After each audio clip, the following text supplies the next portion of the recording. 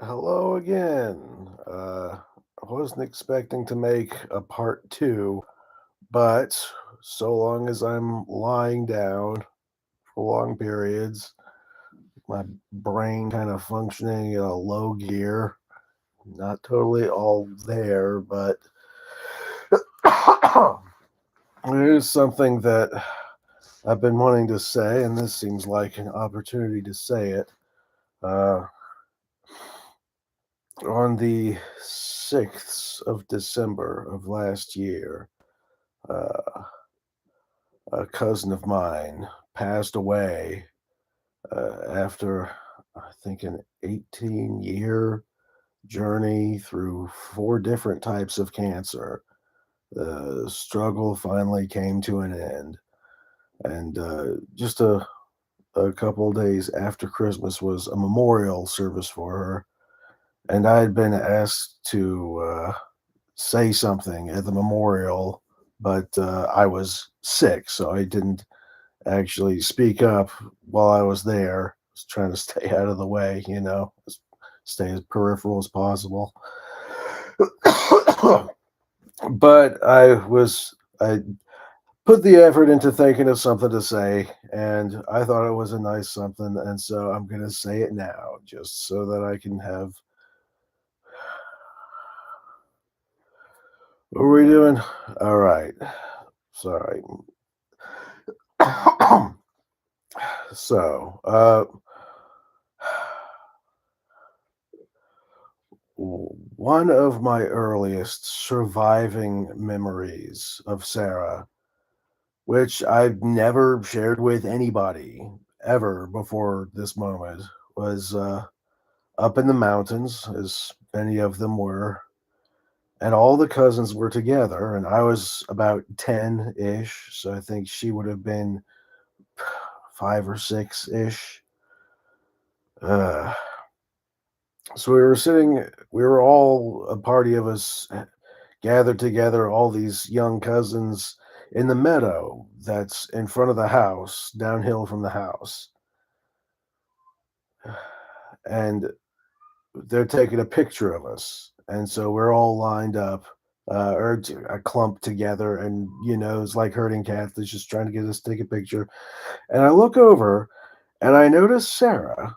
And it's sort of a surreal image because she's hiding behind one of her brothers. I don't remember which brother, but she was hiding like out of the photographer's line of sight, like trying to hide from the photographer.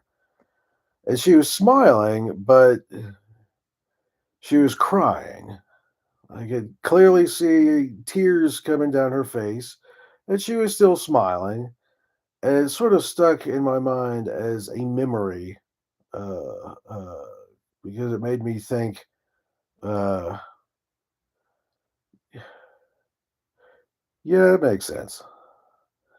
I could see it, and it's kind of confusing and paradoxical, but in my mind, I thought, like, yeah, I get how somebody could feel like that. And I didn't really start spending time with Sarah regularly until she had already been living with her medical issues for years and years and years. And don't think I wouldn't. May have been strange to say it at the memorial, but I kind of got the sense like she'd been struggling for a long time, and I don't think she had been afraid of dying for a while. Like she had a real capacity to be present in the moment and present to the universe as it is. And I feel like she had accepted what comes next for a really long time. This is where the story starts getting weird from my perspective.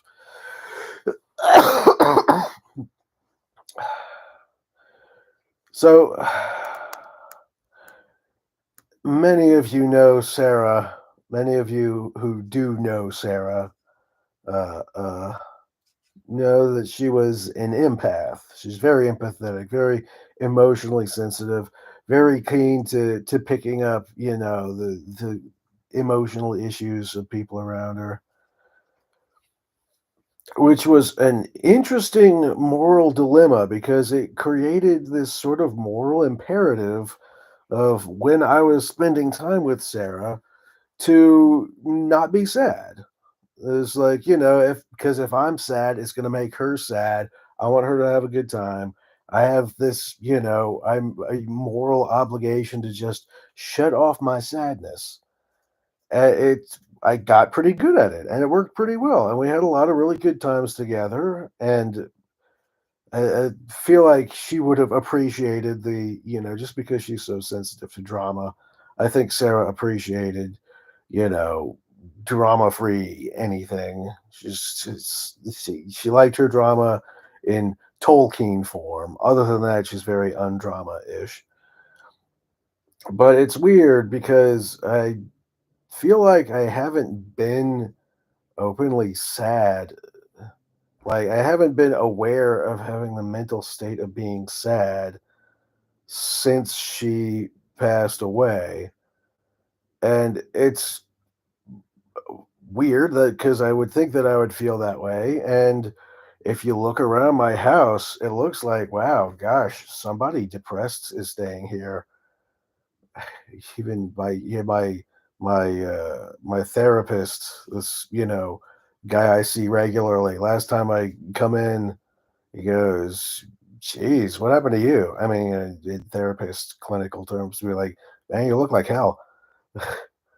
So clearly, I'm processing it in a weird way because it's the first time that I've developed an aptitude for not being sad around someone, and it makes it surprisingly challenging to process the whole situation.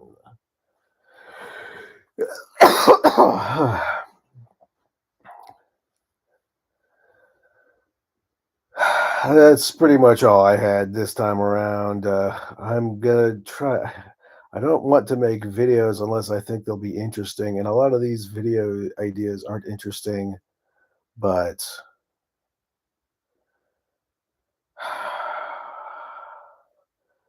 I forget what my plan with this was. Eventually, I'm gonna be able to string a thought together, and then we'll be in good shape. Happy New Year, everybody.